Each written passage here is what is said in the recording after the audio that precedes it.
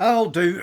Got a quite an interesting story here. So obviously we're seeing various part of the country getting plenty of diversity, and we're hearing about all the average people getting culturally enriched, whether they want to or not. Well, this story is just showing you that it is happening in all sectors of life, not just to the lower stratas, so to speak. Because it is quite common to notice that your more cosmopolitan areas of a town or a city are usually the poor areas, but it is happening to wealthier parts of places as well.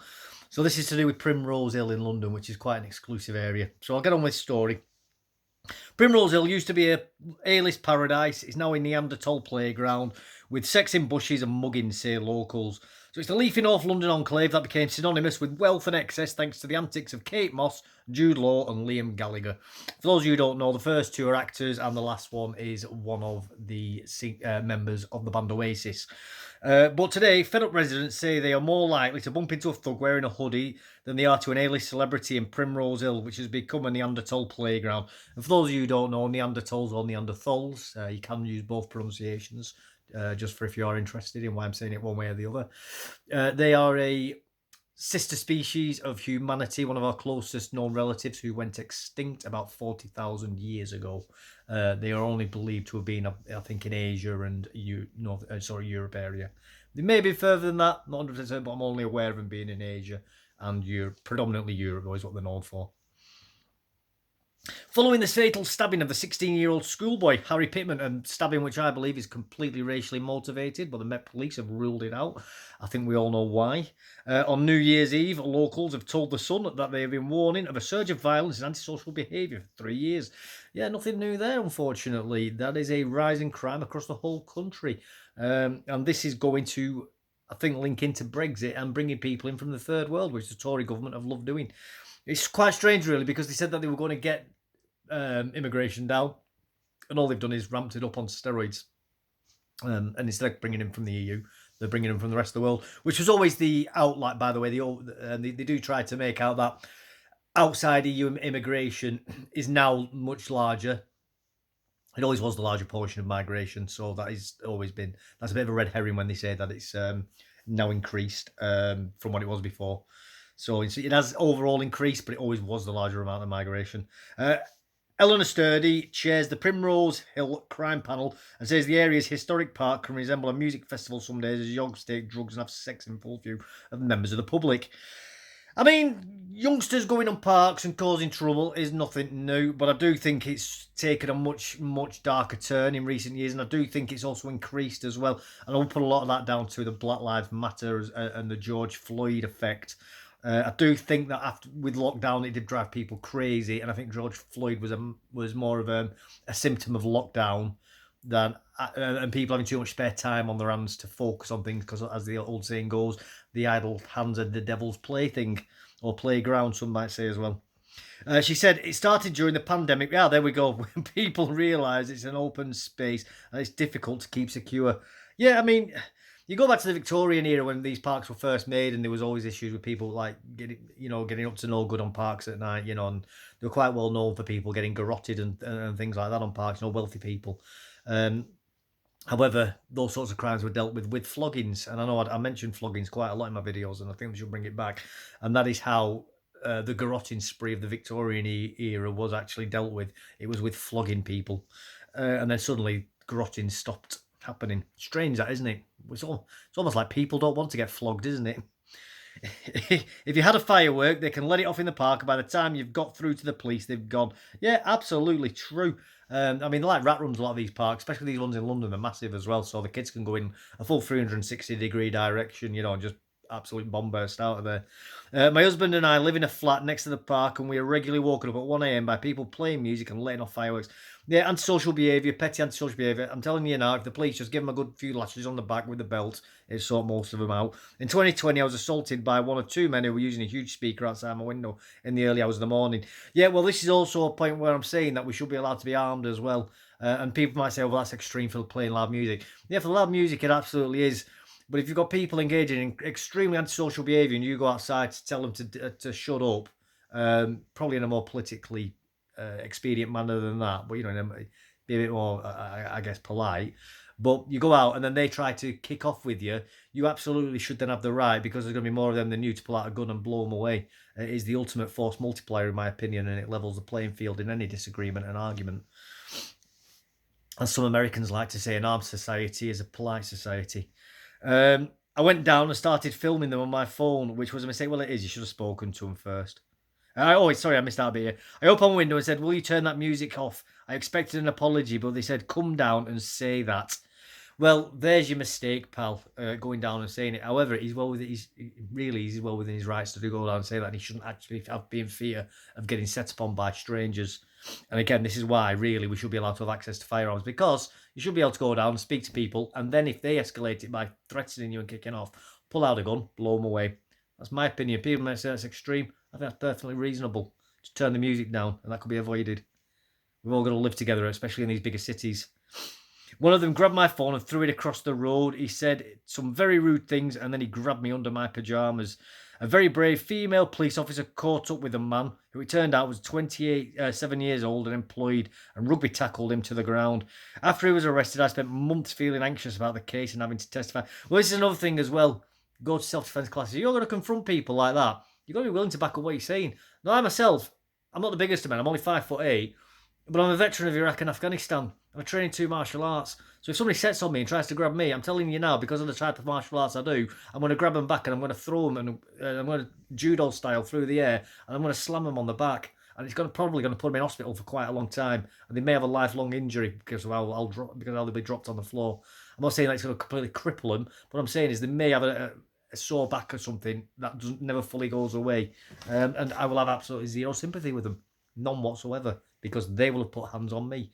Now, some people might say, well, why can't everybody do that instead of owning guns? But you know what? Firstly, it takes courage to be able to fight somebody back, and not everybody's got that in them, to be able to do that in a situation like that. And also, it takes a lot of time and dedication to be able to actually do that. It's no good just showing somebody how to do something like that, because it's not one size fits all solution with self-defense either. But it's also putting the hours on the mats. And it's hours and hours and hours and hours and hours. I've done hundreds and hundreds, possibly thousands of the same type of throw over and over and over again to try and perfect it. And it is hard to do. But when we finally went to court a year later, it turned out the police and the CPS had not charged him in time, and they had to let him go. Well, it's not that they even charged him in time; they just couldn't be bothered. They dealt with it on the night and just thought it's not worth the time. That's what it'll be, because they're so busy, they're so overworked, so understaffed, and there's so much paperwork for them to go through. They just can't be bothered with it. Labour leader Sir Keir Starmer, who is our MP, personally apologised to me afterwards. He was appalled. Well, you know what? I don't particularly like Keir Starmer. However, because of what he was what was it now, Attorney General or something like that. He's like Chief Prosecutor at one point. So I do believe that he is sincere in what he's saying there, and I do believe that he would actually be disgusted in that. I don't want to go into a Keir Starmer rant here. I wouldn't vote for the man. I don't agree with his politics. And I do think he's going to make the country worse, and I do think he will be the next Prime Minister. But I do believe that he was sincere in his apology there. This was during the early days of the pandemic, when the park had become like a music festival with no security. Absolutely. People were dealing drugs and having sex in the bushes and weeing and pooing in them too. I wonder if these people were Indians, if they were pooing outside. And that's not a racist stereotype, by the way. That's just facts of what happens in India. India is the #1 place in the world for people defecating outside. They started vandalising local businesses and smashing their windows. They even broke into the wine shop in the bookstore, although they didn't steal a single book. Yeah, they're just bored youths. It's what they do. Royal Parks, who oversee the 60-acre site, have now applied for permission to install a permanent gate so it can be closed down. Well, another problem as well is that they don't have the park keepers anymore like they used to. Again, you think back to the Victorian eras where they'd have a sign saying keep off the grass, and if somebody stepped on it, you'd have the guy running over, get off the grass. But I suppose nowadays, because of the way that these kids have gone feral, is if they tried doing that, they get set upon by them. And really, again, the park rangers wouldn't have the authority or the power to actually deal with people in a way that they would need to be able to, like they did once upon a time. And the public wouldn't back them up like they used to. Once upon a time. And you see this in African countries as well. Like I've mentioned this before, but when I was in the army, I shared a room with a Nigerian and a Ugandan, and they both said if somebody gets caught shot, let's say somebody steals just a piece of fruit from a shop, if he gets seen doing it, somebody will shout Alibaba, and this is quite common across all of Africa, by the way. Shout Alibaba, everybody turns around and sees him, and they'll be pointing at him, Alibaba, Alibaba, and a mob will form and chase after him. and that person will run and find the nearest police station and hand themselves into the police quick, because if they don't, they will literally get lynched from a lamppost. People will throw a rope over a lamppost and they'll hang them in the street and kill them. They don't. They do not. I'm saying that's extreme. I don't agree with that for a shoplifting, but the people in this country used to do similar things. The public used to gang up on delinquents and thieves, and it was unaccepted. People didn't stand for it. But unfortunately, the police and lawyers and courts and our whole system has done an excellent job of stamping down on people. And for lack of a better word, I'm going to say vigilantes, although I don't see those people as vigilantes. But they've just destroyed the will of people to stand up for that and thrown the book at them when people have, like when people have just tried to do the right thing, and stop and keep our society civil. So people now think, well, what's the point? Because I'll just get myself in trouble. So let's carry on down here. So neighbourhood group Primrose Hill Watch estimated 20,000 people gathered in the Park Summit to enjoy panoramic views of the New Year's Eve firework exploding above the London Eye. Around 54 police officers were said to be on duty, and a security team was also employed to screen revellers and weapons. 2 teenagers have since been arrested. Yeah, foreign-looking teenagers. They look like from the Middle East. I would say they look Persian to me. On a suspicion of murder following the fatal stabbing of innocent footballer fan Harry, whose heartbroken family live in Tottenham. Eleanor added, now someone has been killed is a tragic vindication for those of us that have been worried about this situation and warning that something terrible was going to happen for years. Well, yeah, I mean, it's just awful. That whole situation of that young lad being killed is absolutely awful. And it's just completely symptomatic of the times that we live in. And the police are just absolutely useless in this, And to be honest with you, I think the police are neutered now. They can't deal with crimes like they should be able to. But they've also been undermined by their own hiring practices, where they're bringing in people who are ideologically opposed to what needs to be done. And, it's like where the police were taking the knee for Black Lives Matter. I mean, they're just shocking. It's absolutely pathetic and weak. It shows weakness in the police and radicalised ideology. And then there's all the police going to... And I'm not saying that you shouldn't have homosexual police, by the way, but the police shouldn't be partaking in gay pride, especially not in uniform. You know what I mean? If you want to do it in your private time, you do that. But you should not be going to in uniform, getting rainbows on your face, wearing rainbow lanyards, kissing each other in front, like on camera and all that stuff. You're on duty.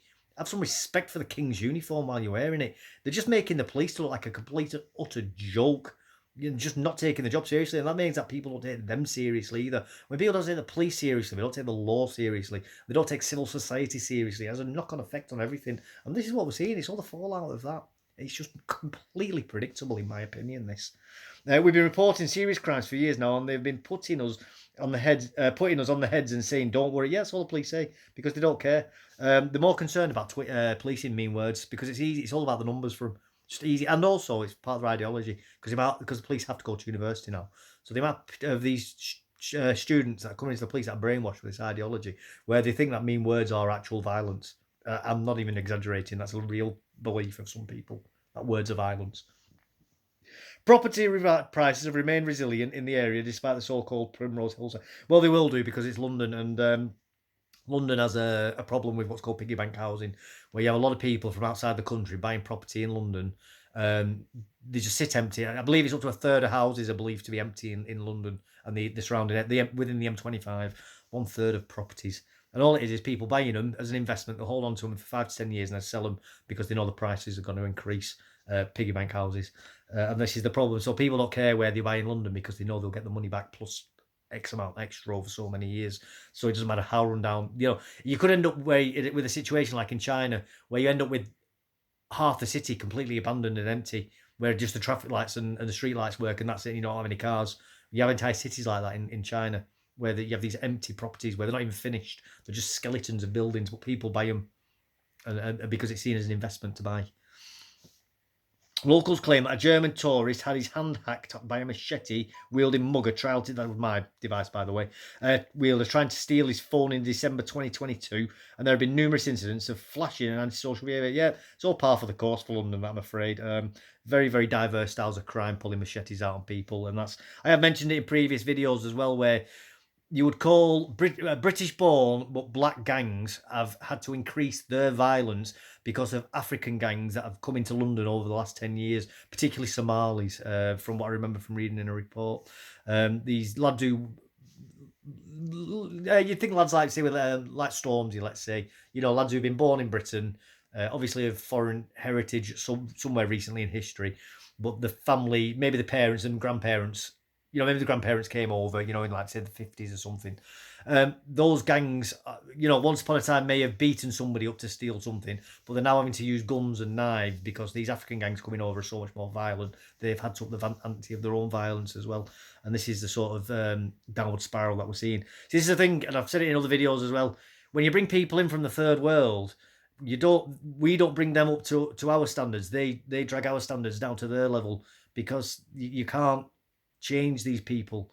It's taken us over 1,000 years to get to where we are today through various things like the Magna Carta, the English Civil War, the Reformation of the Church, and all these various things that we've had going on in our history have got us to where we are in our civilization today. So you can't bring somebody from a foreign country which is completely diametrically opposed to our way of living and expect them to suddenly change because their entire family structure and traditions, cultures, values, the way they're brought up as children, everything is just not there to create the civilization that's required for how we live. It's everything about the way we live is how we live.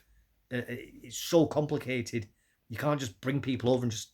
And all of that, it's whether they want to live like us. You find a lot of people in Middle Eastern countries, they'll turn around and say, yeah, actually, we're the pinnacle of civilization. You're just a bunch of degenerates in the West. You've got the advanced technology and you've got a lot of wealth, but look at you, you're just a bunch of degenerate perverts. We don't want to live like you, and that's how a lot of them think as well. They actually see their civilization as being the pinnacle. So when we see them throwing people, say throwing a homosexual off a roof, and we think that's absolutely barbaric, they go, no, that's fine, that's normal, that's what we actually want, and people in the West don't understand that, and that these people, so they come over here, they may not even want to change, they may actually want to change us, which I believe is happening. I do believe we are being colonized by the third world. Locals claim, oh yeah, I've read that bit, yeah, but Sherry, I don't want to go back. So, Jenny McCrick, the widow of the late Channel 4 racing pundit John McCrick, is one notable resident who is staying put. But she added, I don't like to go there after dark now because you don't know who is lurking around the corner. Absolutely true.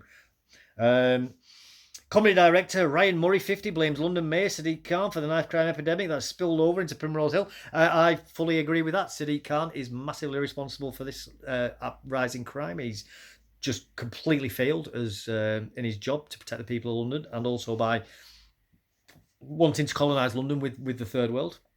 And I use that term specifically, colonise. I do believe he is colonising because he made it very clear that he does want to move in millions of people from the third world. He's been very, very clear and open about that. So to me, I believe he is a coloniser for that reason. Harry was the 21st teenager to meet a violent death in London last year, 18 of whom were stabbed. That's absolutely tragic. I believe there's, on average, in the region of about 2 stabbings an hour in London, if memory serves me right from a video that I've already done on this. 2 stabbings an hour, that is absolutely wild, isn't it? And that's not including incidents where people aren't stabbed. That's just where people are stabbed. So there's plenty more incidents happening where knives are getting waved around in people's faces and but nobody's getting slashed or stabbed. Crazy. Ryan said, there is no way Khan is going to get my vote. His disdain for the police is well documented and he's more interested in being woke than doing the best one. Yeah, well, I mean, Sadiq Khan as well is a man who's represented some of the worst people in the world. He's been involved in representing Islamists and terrorists in court. He's a big part of his life has been engaged in as a lawyer, defending people that are completely opposed to what Britain stands for. And although he hasn't said anything outwardly obvious, I do believe that deep down he does harbour a hatred for Britain. And I think a lot of this is revenge for the British Raj in India. And I do think that he's a fifth columnist. Again, I have no evidence for that, and that's purely only my speculation and gut feeling on that. I'm not stating it as a fact for legal reasons. I obviously have to do that, but that is my honest held belief. She said, I've lived here for 12 years, and it was, American writer Janet Jones, 60, compares what is happening now to the 1992 LA riots. Well, that was awful with Rodney King, which took place after Rodney King was arrested and beaten by police. Yeah, that was awful, that the LA riots. What happened to Rodney King? That was completely undeserved. Now, if memory serves me correct, Rodney King was a criminal and the police were chasing after him.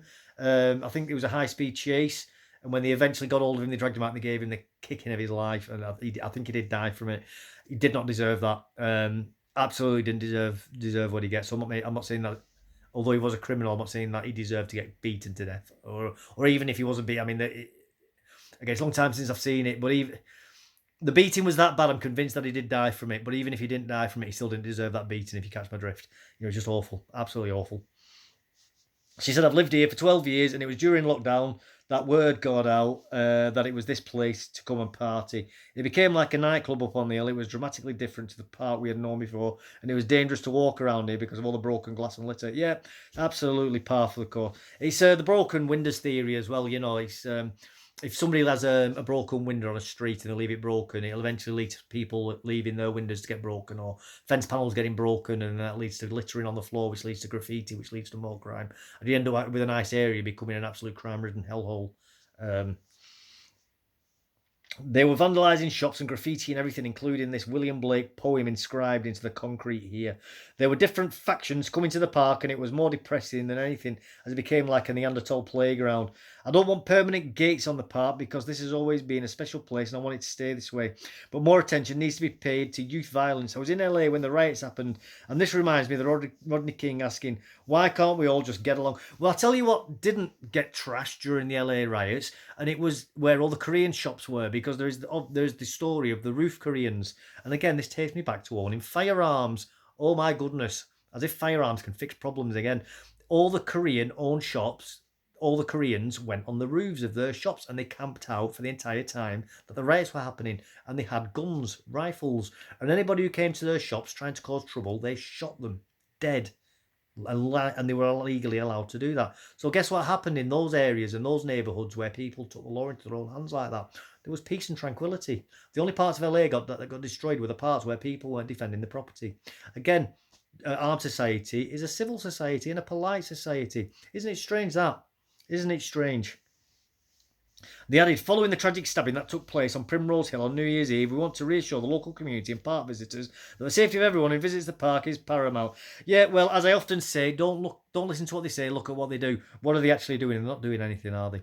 Now, I know that's like a worn-out record at this point. I keep saying it that much, but it's true. Anybody can say, I can tell you right now, and this is not real, by the way, but just to be very, very clear, I can make you a billionaire. You just listen to me, keep listening to me, I'll make you a billionaire. But am I making you a billionaire? It doesn't matter what I've just said. It's what I'm doing. And what I'm not doing is actually making you a billionaire. And it's the same with these people. They can say all that hot guff that they want, but what are they actually doing? And what they're actually doing is nothing at all. In fact, they're doing less than nothing. In effect, they're encouraging this delinquent behaviour. And therefore, they are encouraging it in the degradation of society in and of itself. It's you need to apply that thought, in my opinion, to all aspects of society. When you hear about the government are going to do this, they're going to do that, police are going to do this, they're going to do that, going to stop the boats, we're going to stop drug dealers. Well, are they actually doing it? And generally the answer seems to be no. And what are they doing about it? Well, not a lot, other than actually incentivizing people to engage in these things we don't like. And why are they doing that? Weakness. They hate the country. I don't know. Combination of different things. Who knows? In response to concerns about crime, in response to concerns about crime in the area, that's great, England. You've just spoken there. And the Sun was told the views of residents was taken extremely seriously, and the local community have been surveyed about the views. By the way, that was an intentional misuse of the English language, saying they talk good England. Just so people don't think I'm an absolute thicko, even though I am a thicko and a crayon munching knuckle dragger. But yeah, just totally predictable. The police in London within the M25, the Met Police, weak.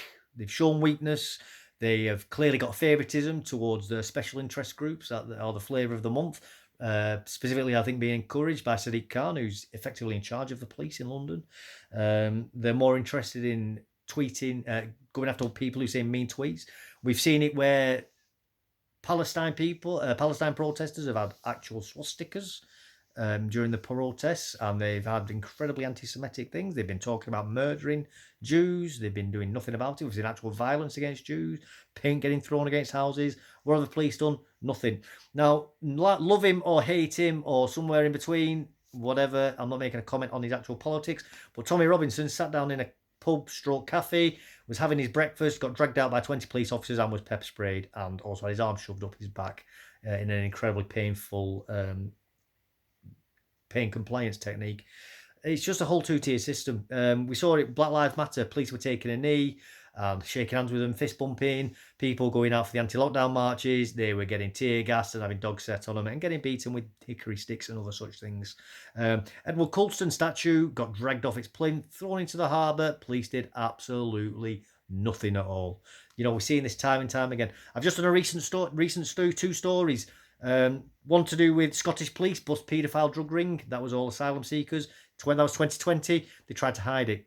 They tried to cover it up and deny it, and they actually engaged in a lot of denial of that happening in Scotland. Just like we've seen across England, by the way, which we had for decades of covering up and hiding those crimes and even arresting the victims and the families when they tried reporting to the police.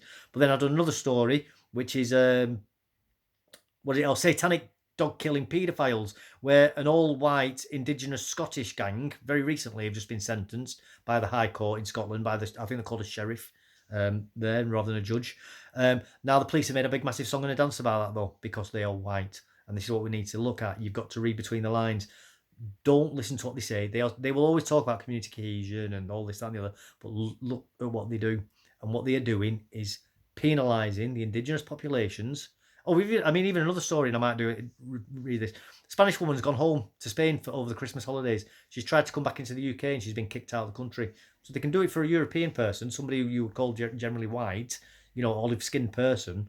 But you have all these boat people. Oh, we can't get rid of them, governor. Sorry, mate. We'll have to put them up in a £1,400 a month flat, in one of the most expensive parts of Surrey. No, I did that's a story the other day as well, by the way. So I'm not making that up either. This is, look at what they say. They, in my opinion, hate us. They hate our country. I think they're all a bunch of communists and fifth columnists. Quite a complicated topic. I could spend all day ranting about it. You probably think I've been saying, I look like that guy, with all red strings all over the wall, cigarette in my mouth. Oh, look, man, it's the communists, I come across like that, but unfortunately, I think it's actually very real, and I think McCarthy was absolutely correct. Anyway, I've waffled on quite a long time here. I'm going to get going because it's coming up to 27 minutes now. I'll speak to you later. Bye-bye.